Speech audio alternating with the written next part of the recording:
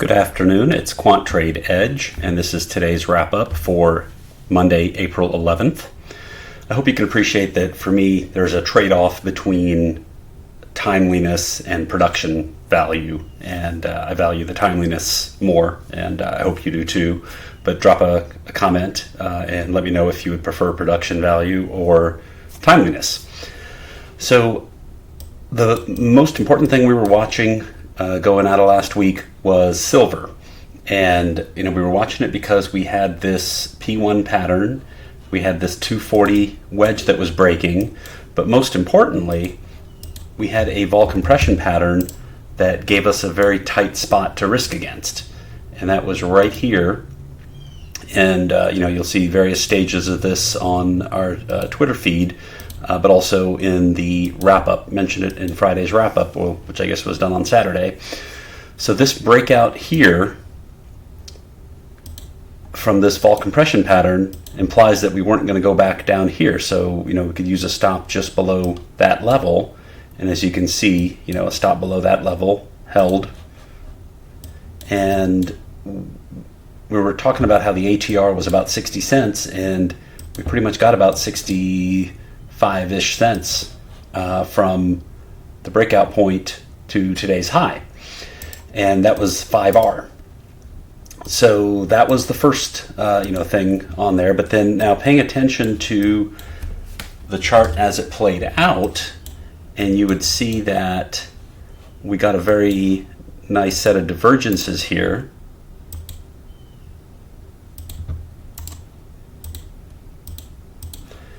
From this peak down to here, this peak corresponds to this peak here. This peak corresponds to this peak here. Here we dip below 70, no follow through.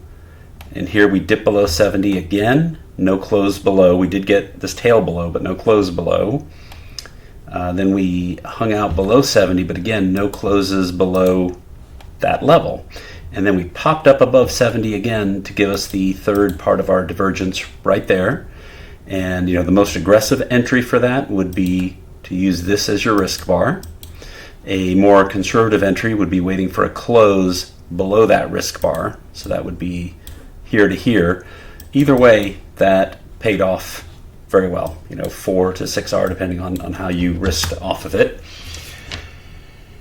And then we got a U-turn of that secondary variety where we have this, if this was our last upswing on the 5-minute, here was a lower low, a lower high, and then turning down from there was your U-turn. And this took a little bit of patience because it went sideways for a while, but you did get about 2R. But keep in mind the big picture, which is silver still didn't even go back and touch its previous day high. So this is still a very bullish pattern, even though the 5-minute got a little bit of a U-turn. And if you push it back to a 15-minute, this is still technically a U-turn because we got a lower low. Oh, actually we did not. Okay. We did not get the wave pattern to make it a 15-minute U-turn because this entire thing was up, lower low. This lower high is all within the hoagie. So on a 15-minute, we could look at this as a liquidation flush, one big move down. So that's probably a decent spot to be looking for longs now that the liquidation flush seems to be over. But that's silver. Gold, which is a related market, the 240...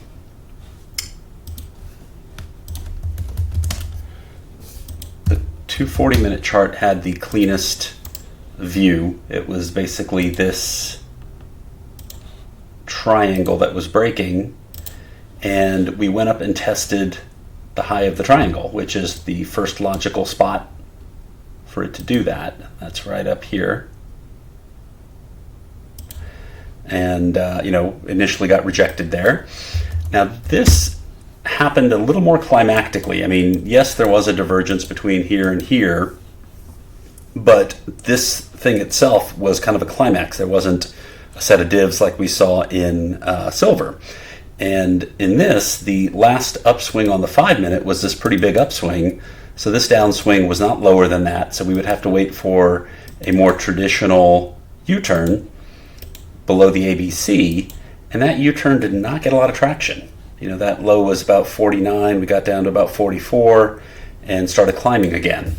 And if we take this back out to a 15-minute, I always like to note where there are similar swing levels but slightly higher. So like here, this low is 42.7, this low was 42.9, this low was 44.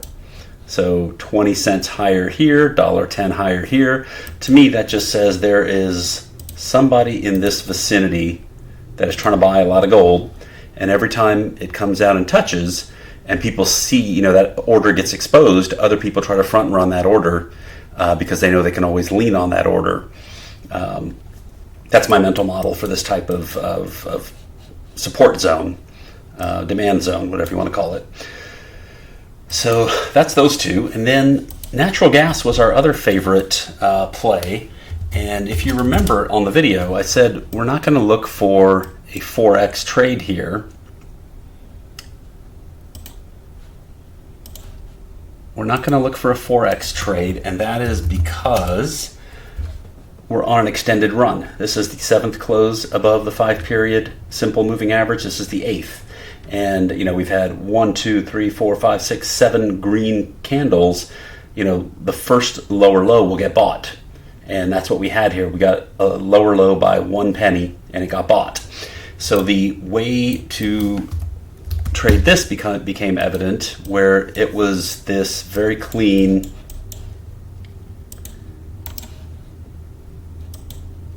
ABC pattern on the 240. A, B, sorry, that's the wrong one. I guess we had one the other day too. It's this one right here. Down, up, down. And what was nice about this is the setup bar was so tight, and it made for a very easy 4R. Between here and I believe it was 55.8.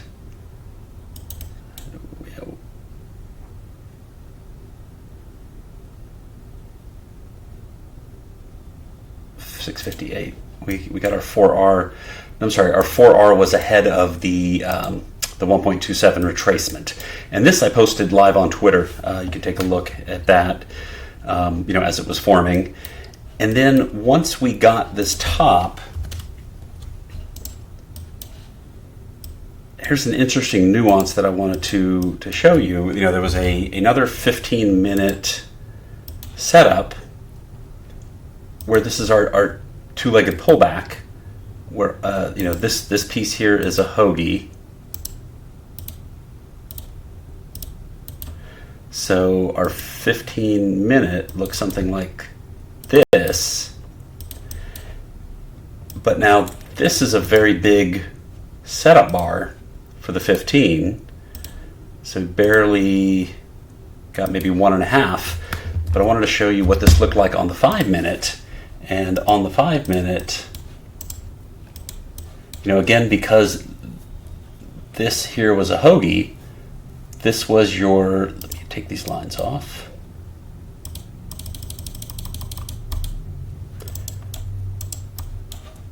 This was, so I'm sorry, this here was a hoagie. So your A is down to here, your B is up to here, your C is down to here. Sorry. The C is down to here. Now here's something interesting. This would, that's not straight. This would technically be a U-turn, 65.8. This would technically be a U-turn, but look at how little follow-through. I mean, it got no follow-through. It tailed and reversed. And that's what you would expect in a very strong market. We only take U-turns when we expect there's a good reason for it to reverse. But, so if you're able to watch this structure in both the 15 and the 5 as it was forming, it became clear that, that was a rejection. And let me see if I can put the 20 period in here. Yeah, on the 15 that looked a little cleaner. Yeah, getting down into there. But on the 5, if you were able to notice that, you got many multiples, easily 4R on that risk bar. So there's more than one way to skin a cat with those things. Something else I wanted to show you was in the Russell this morning. The Russell has been holding up way better than the other indices. And today, one of the big problems we have is bonds are not getting any reprise yet. We mentioned how important this was and what a big monthly breakout we'd have in yields.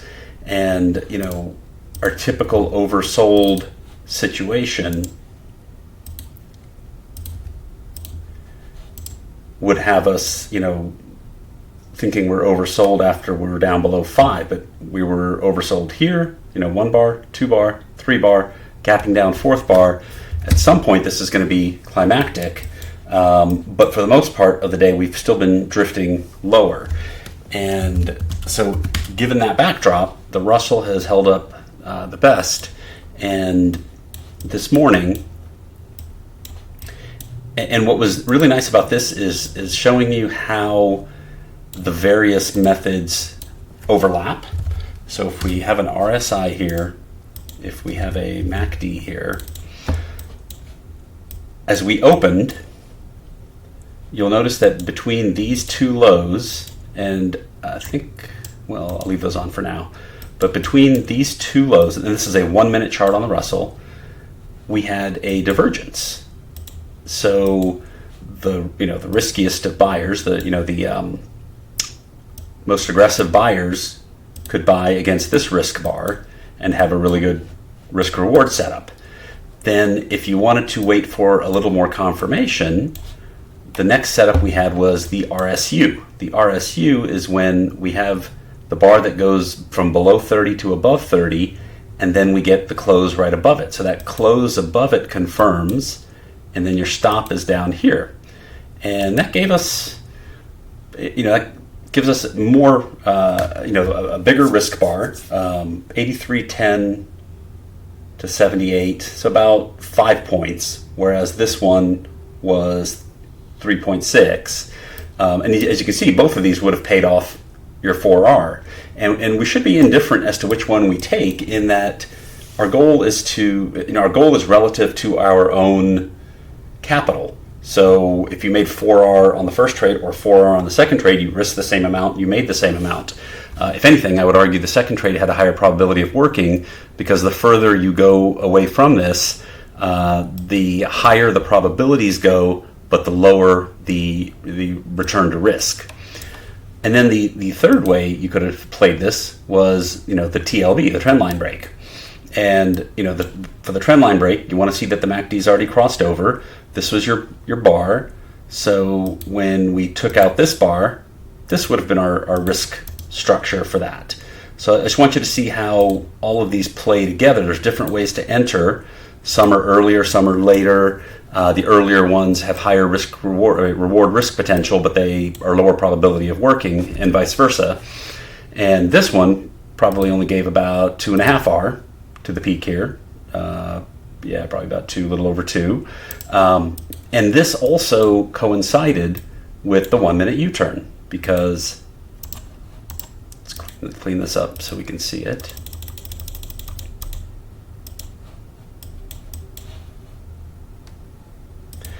The 1-minute U-turn, starting from the bottom, is your A, B, C structure. So there would be your buy, and there happened to be no heat on it, but you still needed to pick kind of a risk area, and this would have been a reasonable risk area. So it's very similar to the trend line break. They both kind of had the same trigger, the same risk on them, but getting that U-turn now you have kind of confirmation from all four signals. You had a divergence, you had the RSU setup, you had a trend line break setup coinciding with the U-turn setup, and although this was only 2R, it was probably the highest probability trade of that sequence. So that was just something I wanted to show you, how the different entry mechanisms can all work and how they work with each other. And they're typically going to always come in this order. You're going to get the divergence first, you're going to get the RSU second, and then it's a little bit of a trade-off between the U-turn and the trend line break. Speaking of U-turns, Crude was something we were looking for to see that if we were to break this upside, we would have been looking for a 4X trade, but that didn't happen. We broke to the downside. And then this morning, there was a little bit of climactic action down here. And you can see the very clean U-turn structure. 1, 2, 3. So this above was a U-turn. And this is, again, something you will never read in a book, but you can only get from spending hours and hours in front of the screen. And that is, these 3-minute U-turns tend to get 50 cents. That's, just what I've observed over time. And that was a comment earlier on the natural gas. But here, CL got that U-turn, and this was a 10-second chart that I was monitoring here. Make this bigger. This was a 10-cent chart a 10-second chart. I was thinking it would just take a few seconds. It actually took about 18 minutes to get that 50-cent target. But then once we got that target, I posted this chart, in my chat room where the U-turn spot was 94.23, and it got to exactly 94.73. Before pulling back and then getting to 94.80. So it's just like computers run the market. Computers are telling us exactly, are controlling this action. And I noticed that gave about 50 cents right there. So subsequent to that, if we move it up to a 15-minute chart, we also got a clean U-turn structure.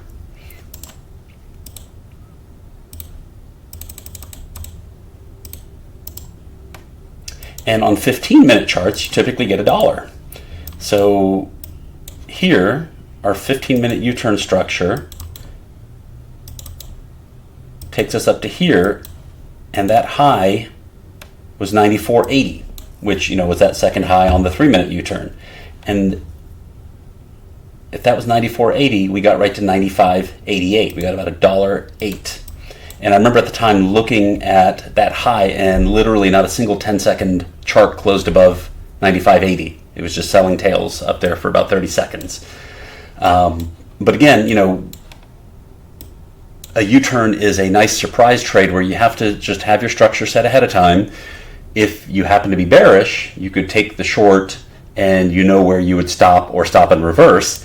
If you're neutral and just watching, on a bearish day, that's not something that should get taken out. So if it does, you're going to get a little bit of follow through. And I like treating U-turns that way, just because they're clean and packaged, in their own little trade for that. So anyway, those were the main things we saw today. Right now, we're just kind of watching the market try to put in a bottom here. And on the Russell, we did get a 5-minute U-turn above this spot right here. But bonds are yet to really show us any direction, so it's hard to know what we're going to do with that. So anyway, I hope you stayed safe today, and just keep an eye on the markets. And if I get time, I'll post another video this evening with setups for tomorrow. But I just wanted to show you how things play out in real time, and this was kind of a continuation follow through of what we went over on Friday, on the wrap up Saturday for Friday. So anyway, please drop a like if you like this. Ask me questions. Happy to respond. And have a good rest of the day.